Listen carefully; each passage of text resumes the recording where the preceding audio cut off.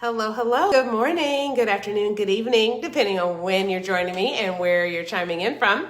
I am so happy to be here today. So I titled this video 3 Keys to Help You Manage Your A1C Health. That is something that I know is important to many people, and particularly all of you who are following and liking this page, which I truly appreciate. If you haven't met me yet, my name is Lauren Bright, and the reason I am so passionate about people preventing this onset of type 2 diabetes is that it is something that plagued my father and actually was one of the largest contributors to his untimely and early death. So I'm hoping that by sharing some of the things that I have learned, many of the things that I have learned, particularly as a CDC certified diabetes prevention and lifestyle coach, you can help yourself and also your family members. Hi, Ms. Gail, how are you doing? Welcome. So let's just get started with these 3 keys. I did write them down because I don't want to forget them, but in case you have to leave early, I'm just going to drop them, just let you know what they are. So the first thing is getting to know your carbs. What are the carbs that you're eating? We all know, if we don't, one of the key things to managing the level of sugar in your blood is the carbohydrates that you're eating. All carbohydrates are not bad, but I would like for you, that's the first key, is to get to know the carbs that you are in fact eating. How can you do that? You can track them. Just write down what you're eating. There's plenty of free carb trackers out there that you can use. You can get a paper book, you can get an app. Either one of those will be fine, but I do want you to get into the habit of knowing your carbs. You know, a carb from a potato is not the same as a carb from some broccoli, but know where yours are coming from, so that once you start to know these things and be aware, then we can look at how to actually make some modifications in your diet, which leads us to number 2, which is get some delicious recipes. So one of the things that I love to say is low fat and low carb does not have to be low delicious. So by learning some new recipes that are actually going to be pleasing to you, that you will enjoy, and they'll also be healthy, is going to be is definitely one of the keys. Because, you know, steamed broccoli and just boiled chicken, not good. I've eaten that before in an attempt to improve my health. Not enjoyable. And that's a whole nother conversation about trying to get our joy from food. But today we're just going to stay focused. Let's just stay focused. So key number 1 is getting to know your carbs. Key number 2 is learn some delicious recipes. And now key number 3 is decide what's going to be the easiest for you to start. So this is really kind of a 3-part series, not really series, but this is the 3-part bullet for number 3. So is it going to be easier for you to get some more sleep, some quality sleep? Is it going to be easiest for you to, this is one of my favorites, get in some more water? Or is it going to be easier for you to get started by actually moving your body, getting in some physical activity? So that's really the 3rd key, is to pick one of those 3 subtopics. By focusing in on why I say pick something that's the easiest for you, because I want you to be successful. I want you to create a micro habit, just one new little habit that's going to move you along the path to improving your A1C level and getting that blood sugar level down. So again, the 3rd key is going to be picking one of these. Is it going to be easier for you to get some quality sleep? Is it going to be easier for you to increase the number of the ounces of water that you're drinking? Or is it going to be easier for you to start moving your body and getting in some physical activity?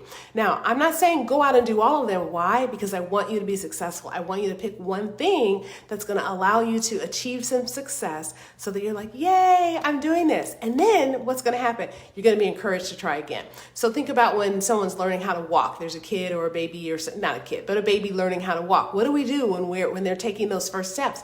We encourage them. We're so excited. So right now, as an adult, we have to sometimes be our own cheerleaders. Now, I'm here to help you to the extent that I can, and that's what this talk is all about today. So lastly, I'm just going to review all of those things. I don't see any questions, but if you do have any questions after you watch this video, please drop them in the chat and the comments, and I will reply to them later on. So just to make sure we keep them in order, get to know your carbs. Either use a free app, or use Google, or use an electronic app like MyFitnessPal or something else. I'm not endorsing that, but I do know that they have that ability.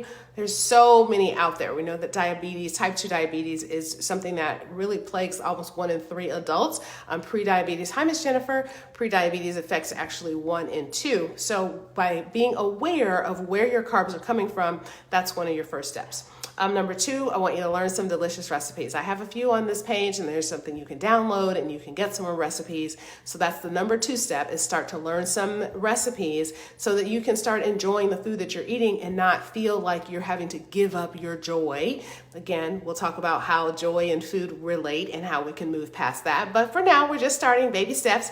And then the third one is I want you to decide which is going to be easiest for you in terms of your improving your lifestyle around this new life that you have, the pre-diabetic life. If you already have diabetes, definitely something you can do there as well. But the focus of this page is on for pre-diabetics. So, and again, if you don't have either of those conditions and you just want to get healthy, this information applies to you well. So the third key is pick one to focus on, either increasing the quality of your sleep, increasing the quantity of water that you're drinking, and then the third option is to increase the amount of physical activity that you're getting per day. So that is it. I'm going to just show you these things that I have back here. This is just a chart that I made. I did a presentation last night to a group on the same topic and being healthy, and these are some of the tips in terms of why you might want to drink more water. If you can't do anything else, please, please, please drink more water. So increasing your metabolism is one. Having a healthier heart is another one. Weight loss is another reason. I'm trying to do this backwards. For increasing your water, we also have here better digestion. So that's helping, water is going to help you flush those toxins out, and more energy. Sometimes we need more energy. Sometimes we're feeling tired, feeling lethargic. Have some water. Just have some water. Really water is just like having oil in your car or gas in your car. It's something that is necessary in order to help it work better. Another one, increasing your mood. Why? Because that's going to help also with the headaches, which is up here. And if you're feeling better because your body has what it needs to function, water, then that's going to put you in a better mood. I'm not saying it's a happy pill, but it is going to make you feel better because your body is functioning better. And healthier skin. So you can have, skin is our largest organ.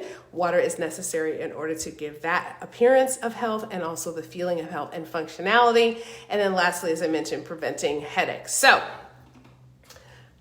drink more water. 3 keys for improving your A1C health. First one is knowing where your carbs are coming from. A potato carb and a carb from a head of some broccoli florets, not the same type of carbs. Both carbs, but not the same. So know your carbs are, start tracking those. The second, just writing them down. Just write down what you're eating and then how many carbs they have, which you can get on a free app or a book, or you can get that from Google. I'll be coming out with a guide a little bit later that I'll have, not later today, but in the future, it's in progress, that will give you just really kind of a cheat sheet, if you will. The second thing is to, what would I say for the second one? Learn some delicious recipes. Yes, so learn some delicious recipes so that you can start fueling your body with food that is of benefit to it, so that you can get some nutrition in there, and that's going to help you out as well. And then the third one is to pick either sleep, water, or physical activity, that one of those areas that you want to focus on.